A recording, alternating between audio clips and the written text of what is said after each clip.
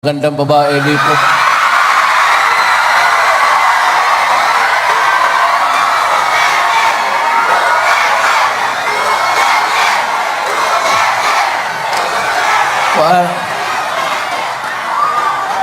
Huwag niya.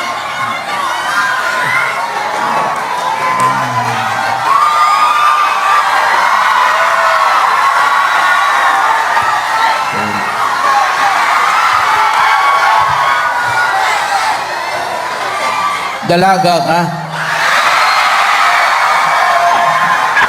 Ma'am, dalaga ka?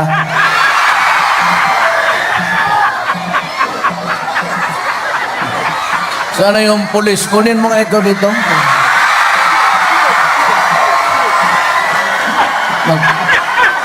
Magpa-picture lang tayo maya.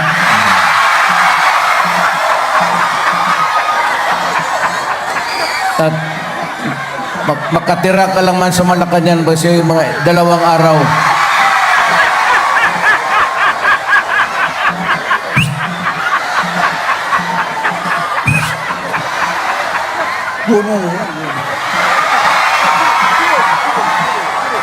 Baka makuha pa ng iba dyan, maraming lalaki dito. Kunin mo kasi magpa-picture kami. Ayan, diyan ka.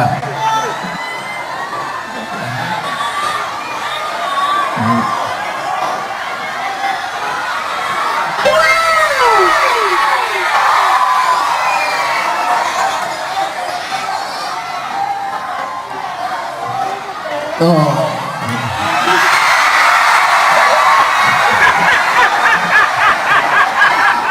Dito ako nakatingin. Original po. Original po. Asawa ka? Wala po. Iwalay na. Sabi ka, iwalay na. Yeah, mas mabuti. Wala kang boyfriend ngayon. Hiwalayan mo para wala tayong problema. Tayo na talaga itong babae ay nakakasira. Tayo mo na lang ako doon, ma'am.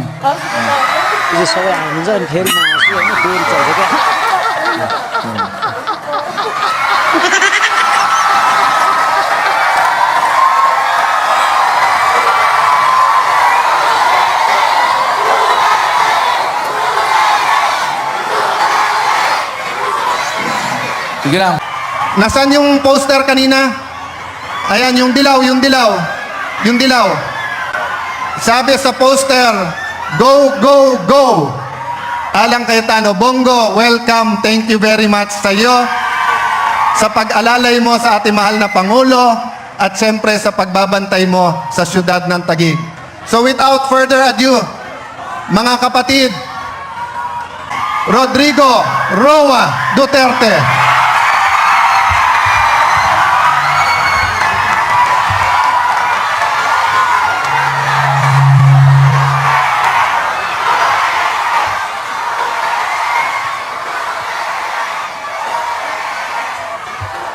Hindi na po ako kandidato kaya tumahimik kayo.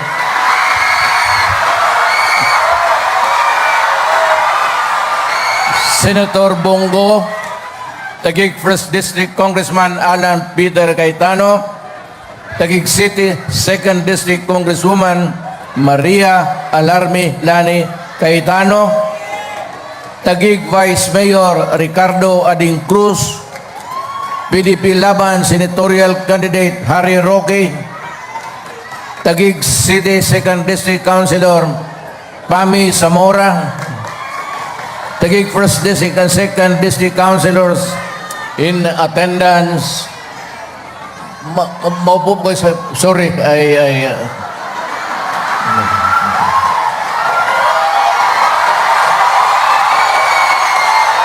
mga mahal kong kababayan,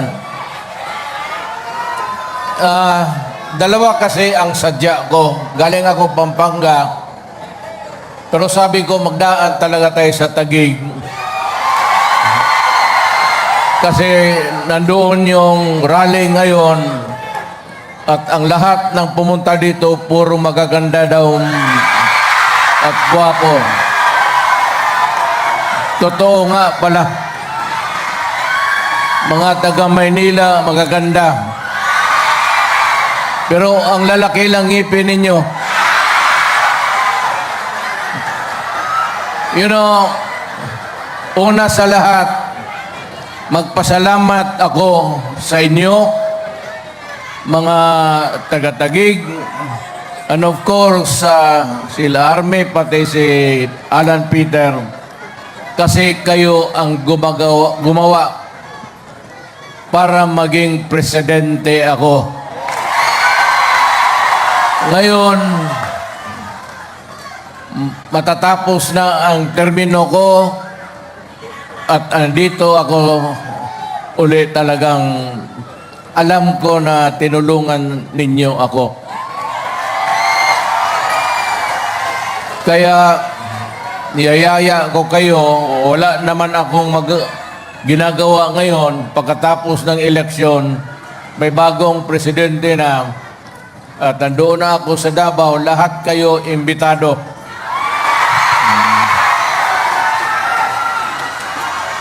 Mga 5 barko kayo.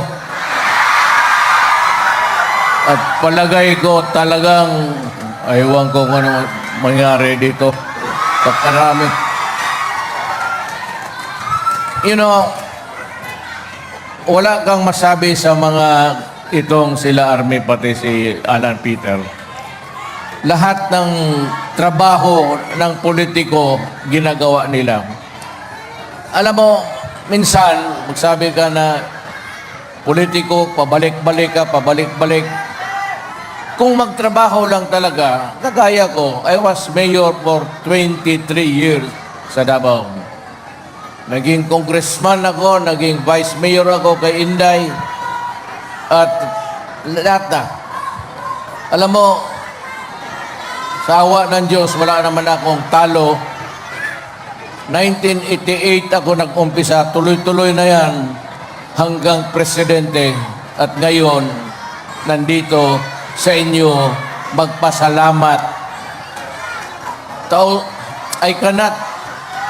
I hope that yung mga anak ko, si Inday, at isang congressman, sana kung hindi na ako makatulong sa inyo, kung medyo tatanda na talaga ako, I hope na yung mga anak ko, sila na lang ang makatulong sa inyo, lalo na yung mga tao sa Taguig, kagaya ninyo.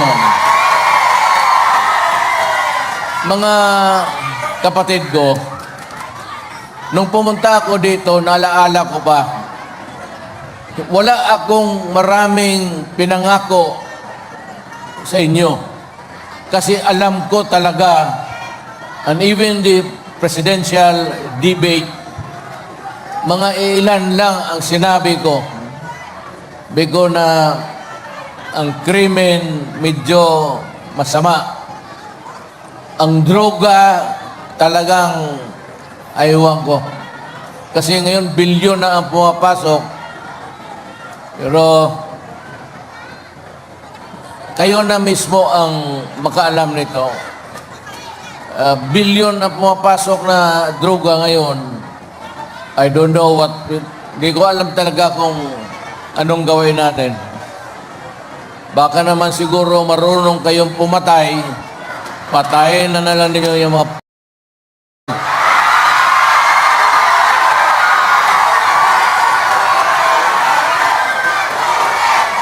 Alam mo, may isa ka lang sa isang tahanan, may isa ka lang kapatid o anak, o pag pumasok ng isa lang, that family becomes dysfunctional. Problema na talaga, at marami yan. Kaya ako dito, well, of course, in addition sa papasalamat ko, na sinasabi ko lang, maski wala na ako, kayong mga durugista, tayin ko talaga kayo.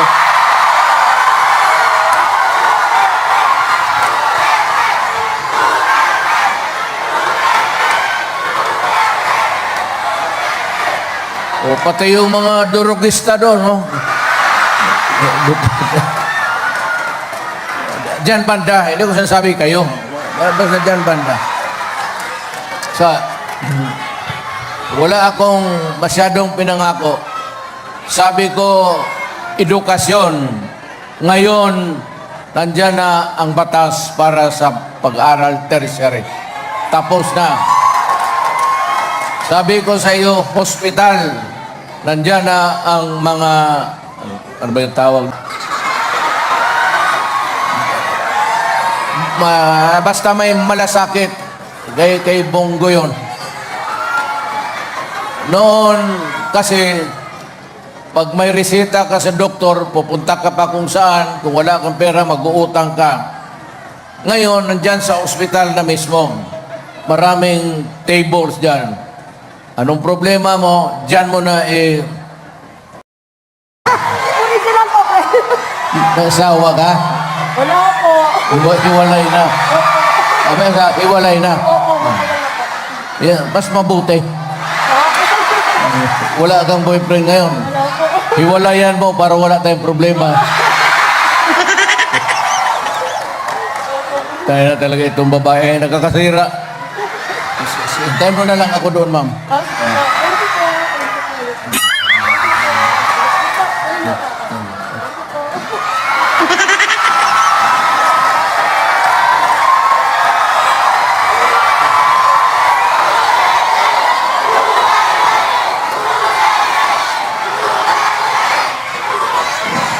Sige lang, maya. Ano ang pinag-usapan natin? Ano yun? Yung ospital. So, edukasyon, nandyan na. Universal healthcare, nandyan na. Pinasaw namin. Tapos na yung batas na yan. So, kunti na lang ang papatapos na ako. Basta yung lahat na pinangako ko sa inyo, kasi lilima ng laba kong dali, baka magtalsik ang laway natin dito. Huwag kayo magkuha ng kamera kasi hindi, baka magtalsik ang maalag gordon tayo.